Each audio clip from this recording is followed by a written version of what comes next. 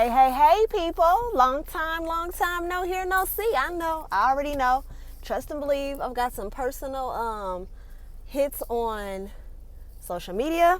I've even gotten some calls. So, I know it's been a long time, y'all, but your girl going through some things. Life is kicking me. It's kicking me. But it ain't kicking my ass.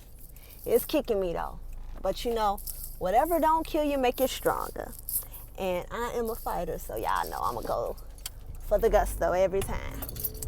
Now, I was going to leave it alone. But dang it, it seems like the bat signal done went up. Well, in my case, it would be the cat signal went up, and they calling out Catwoman. So, with that being said, I'm about to address some shit right quick on my lunch break. Because it got brought to me, and I feel like it's within my realm, and I guess I would be what they say remiss in my duties as a woman to not address this situation that's going down out here in these internet streets. Between Terry Crews nonsense and the situation that I guess black men are feeling about Meg Thee Stallion and G-Eazy, since these two situations have went down, you know, I've been sitting back and I haven't said a word. I've just been listening, reading, and basically tuned in to what people have to say. And today, you know, a gentleman that I watch a lot on YouTube who I think is very brilliant and has a brilliant mind and has a bright future ahead of him, as well as, you know, a magnificent past story. I listened to his video, and he basically, you know, was making some statements about, you know, Meg Thee Stallion and G-Eazy, that situation, and basically saying how when, you know, black women get to a certain level in their life, you know, like how they'll rap about, you know, this, you know, that for a nigga, this for a nigga, this nigga need that money, give me that guap. If you ain't got a certain amount of money, nigga, you can't talk to me, you can't touch me, nigga. You know, that type of situation. So he was basically saying, you know, like how, you know, we as black women, you know, quote unquote, will basically promote or, you know, big up that behavior, which is, you know, basically detrimental or toxic, if you will.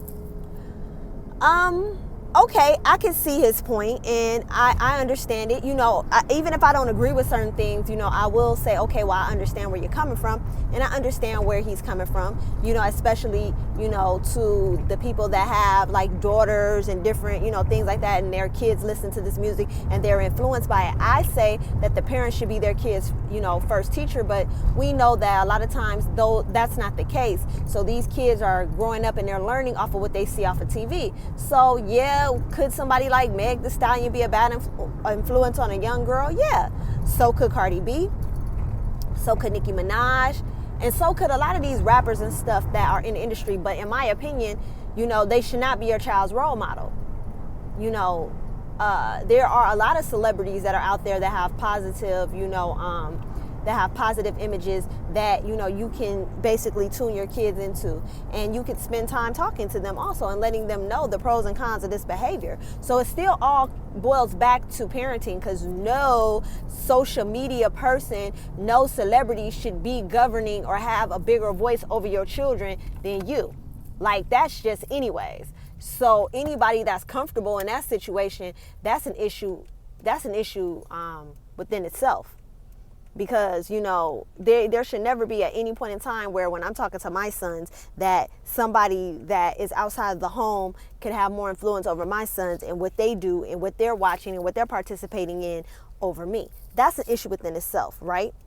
But for the sake of the argument, okay, whatever.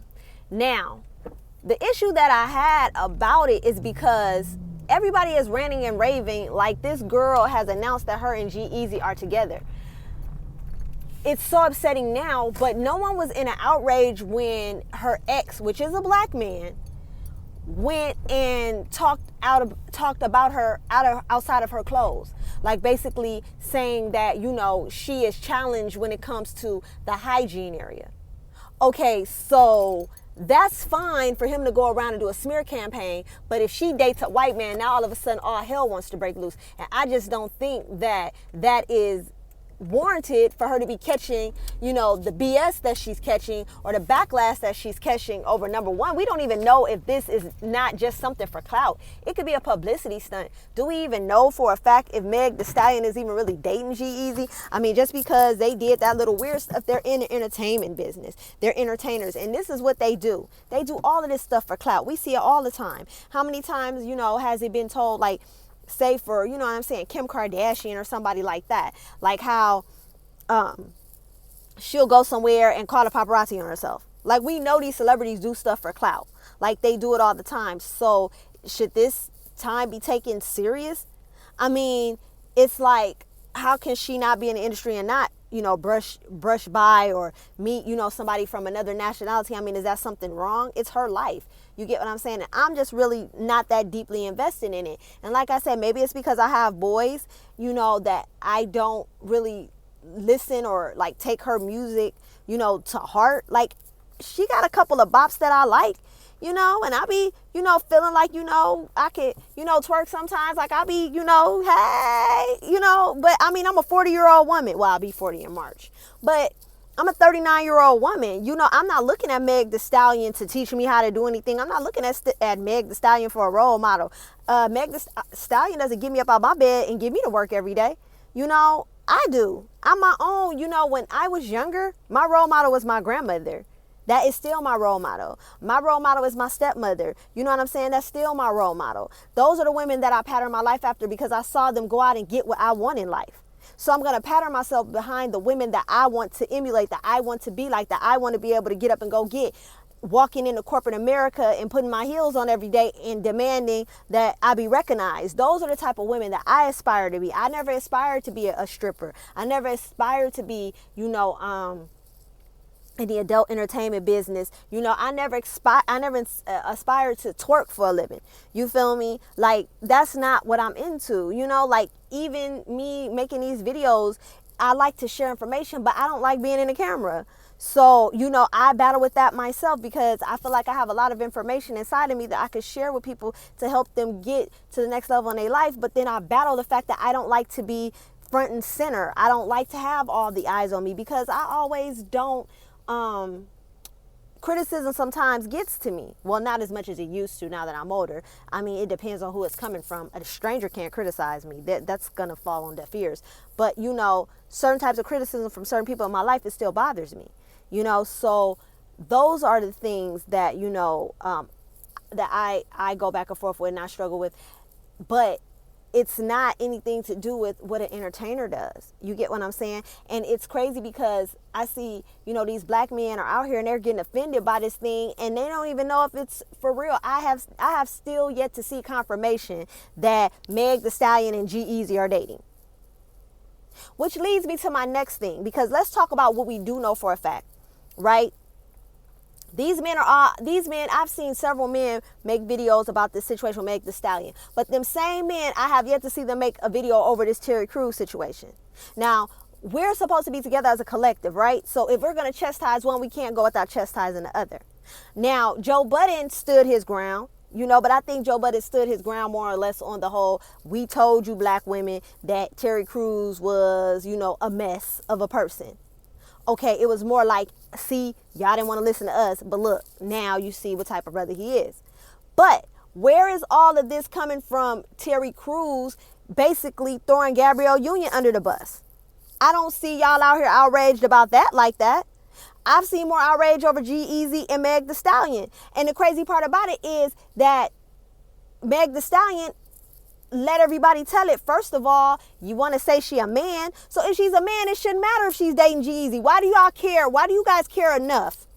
Okay, since you guys want to say the girl is a man and she named herself a Stallion and it's all this Illuminati crap and all this other stuff that's going on, since y'all want to throw that out there, then how come, why does it matter if a man is dating another man, whether he's white, black, blue, brown, whatever the hell? Why should it matter? Why should it matter? If she's a man, the bigger picture is, why is she a man that's imitating a woman? That's the bigger issue. But see, you can't prove that she's a man. The only thing that you can prove is that she's with G-Eazy.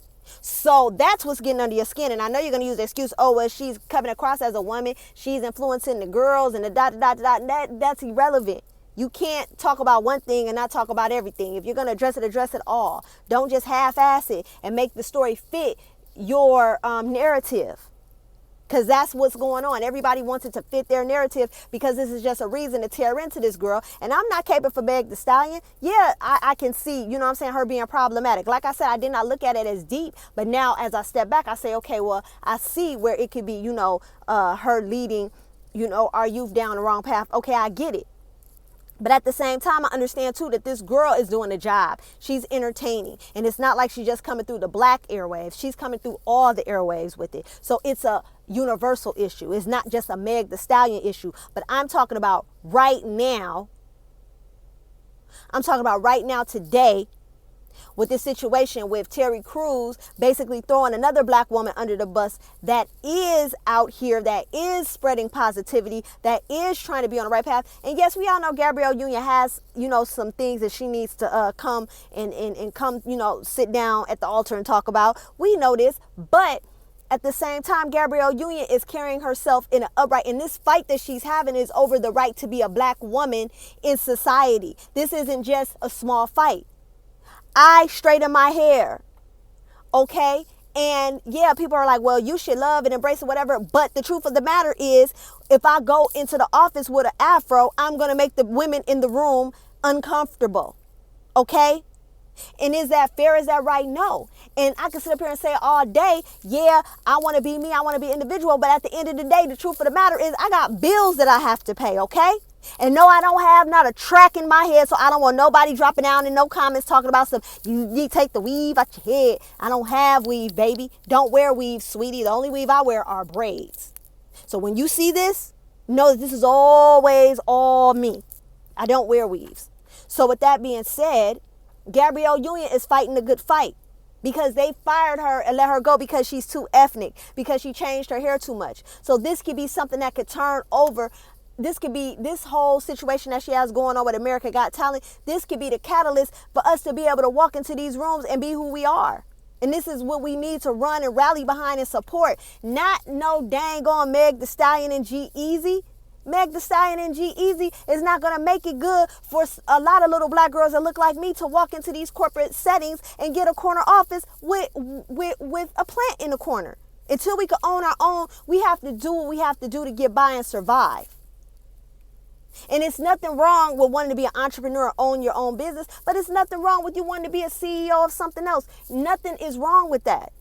When you're in your righteous setting and you're in line with your morals and you're in line with the universe and you're doing what's good for you, nothing is wrong with whatever dream you have. Young girl, you dream it.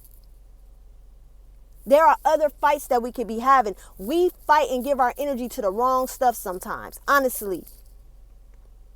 And like I said, yes, Meg Thee Stallion got a couple of bops. I listen to her because she makes me feel good and she makes me feel sexy. And I like to parade around and twerk my little self. And, when I'm with, bae, I like to have fun. You'll never catch me in a club on the floor trying to do the stuff because I know that that's not the time nor the place for me to do it. Okay, whatever you want to do, I'm not telling any girl not to. That's your business. It's not the time and place for me to do it because for one, I just don't do it. And for two, I can't dance. I've never tried to learn how to do those dances on the for real level to where I can really feel like I'm presentable doing it. So since I've never learned how to do it, I have fun with it around the house. I play around. I even go grab my sons sometimes and be dancing with them and acting silly and having fun and letting them teach me how to mop and do all of that stuff. Like, I love to have fun with my sons. So that's what I do.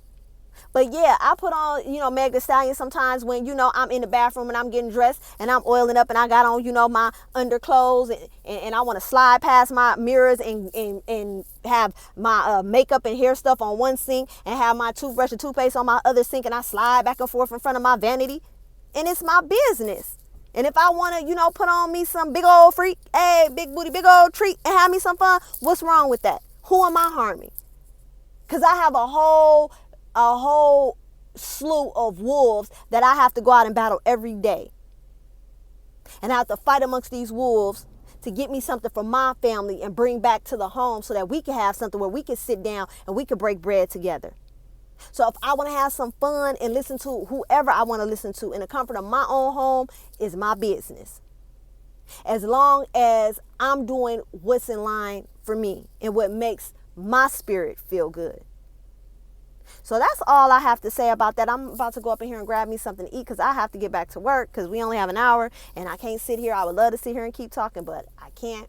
So with that being said, you know what? As always, remember to be prolific, be abundant, do something good for yourself, and do something good for somebody else. Until next time, hey y'all, take care. Peace.